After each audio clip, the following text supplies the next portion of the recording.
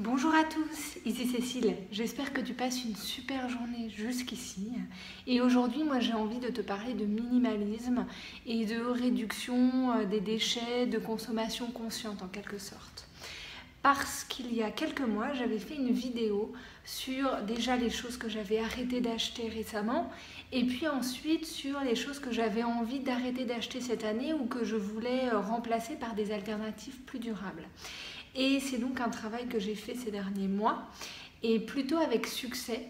Et aujourd'hui, j'ai envie de te faire un update sur ces différents produits, voir où j'en suis, savoir si je les achète toujours ou pas et voir s'il y a d'autres objets que j'ai arrêté d'acheter ou que j'ai réussi à remplacer en espérant que ça pourra te servir et te donner des idées bien évidemment.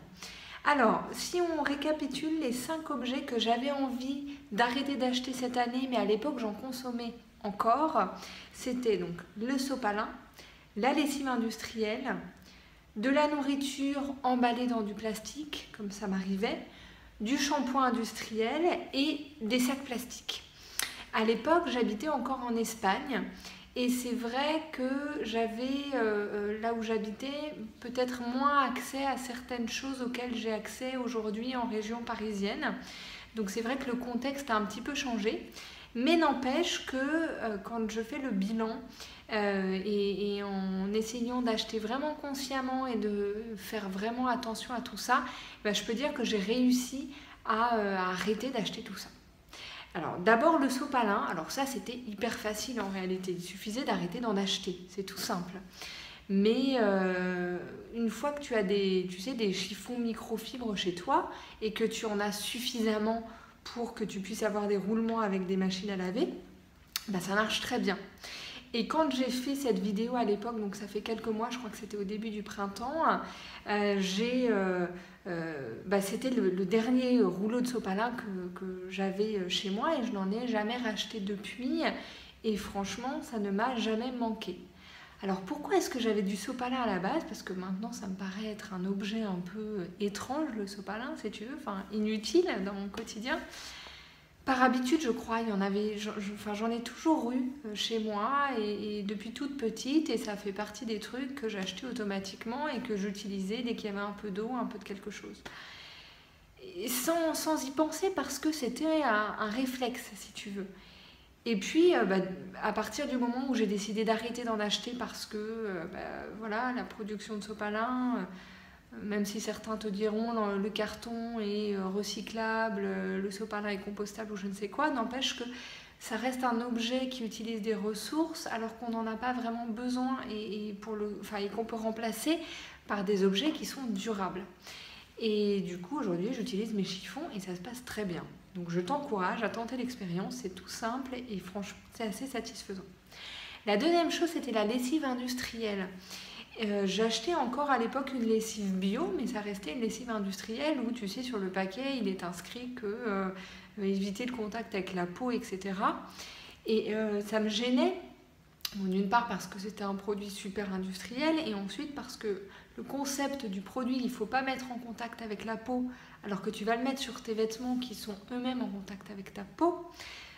Pour moi, c'était un peu particulier, même si on n'est pas dans les mêmes concentrations. Enfin, tu vois, ça me plaisait pas trop.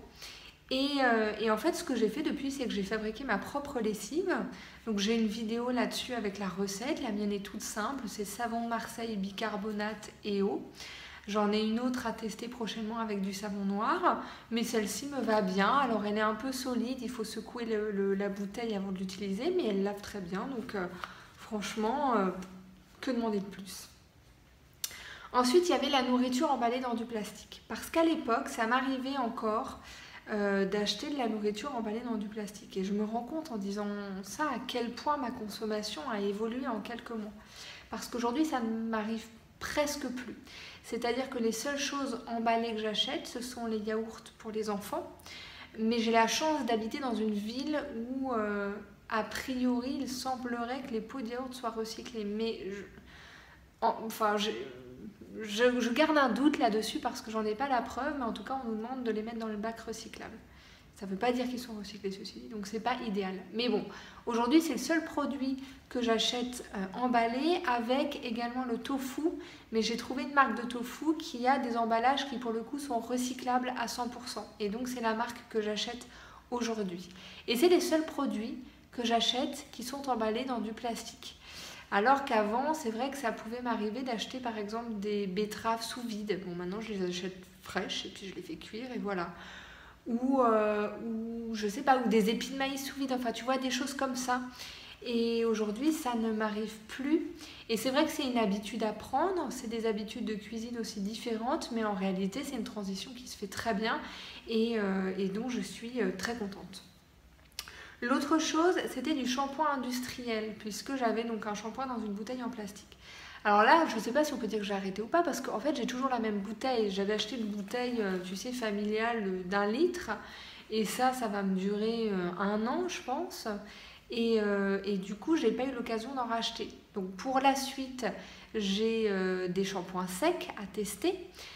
J'ai également des recettes peut-être que j'essaierai, je verrai. Mais c'est vrai que voilà, cette bouteille de shampoing, elle est toujours là.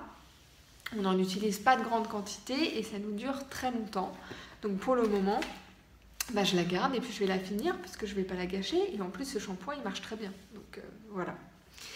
Et enfin, il y avait les sacs plastiques, puisque je ne pensais pas toujours à avoir des sacs en tissu avec moi en fait quand je faisais une course. Et c'est vrai que j'étais souvent avec les enfants et enfin, j'y pensais pas toujours. Et c'est vrai que depuis, j'ai fait très attention à ça. Et les seuls sacs qu'il m'arrive de prendre sont des sacs compostables au marché. Là, j'ai un primeur qui vend ses salades dans des sacs compostables.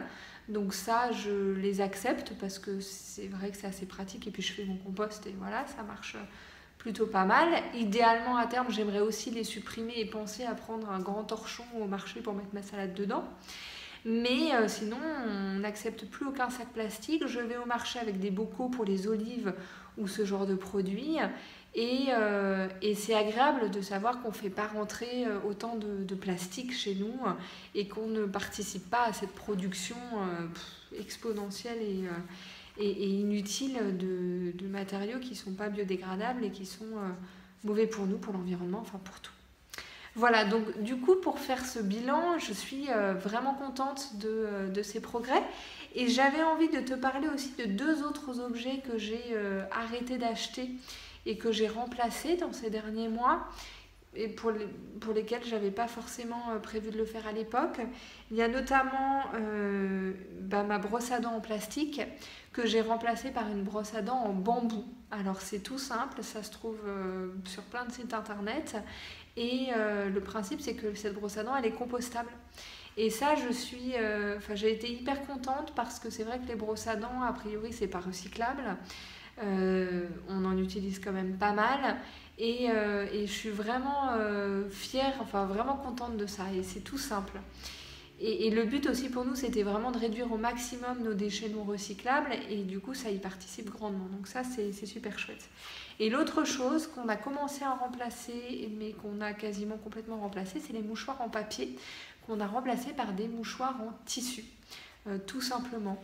Et là, en fait, donc il faut que j'agrandisse encore un petit peu notre stock parce qu'on est un petit peu juste.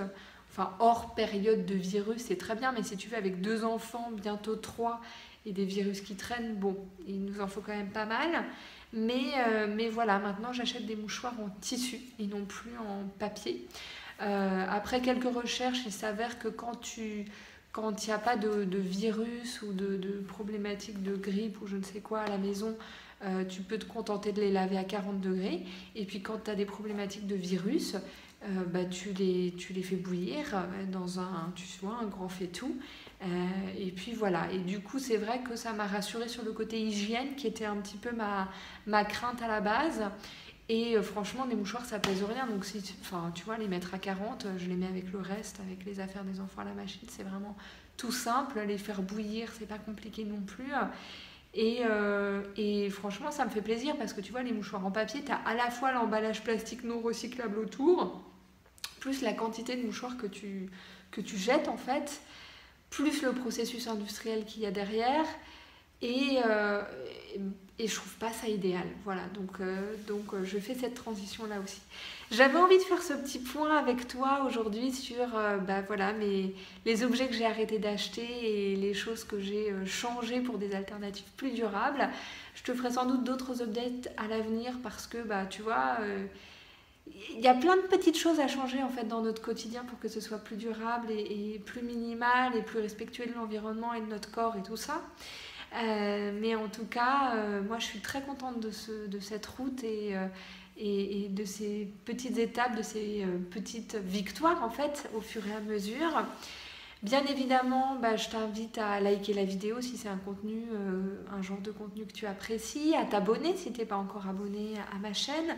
Tu peux également la partager bien évidemment si tu connais des gens qui peuvent bénéficier de ce genre d'astuces. Et puis moi je te souhaite une très très belle journée. Prends soin de toi, prends soin des gens autour de toi, profite de chaque petit bonheur auquel tu peux avoir accès. Et un petit bonheur ça coûte rien, regarde le ciel, regarde les nuages. En ce moment il y a des ciels magnifiques avec le passage à l'automne, donc essaye d'ouvrir les yeux sur tout ce qu'il y a de beau autour de toi. Et moi je t'embrasse très fort. Et puis je te dis à très bientôt. Au revoir.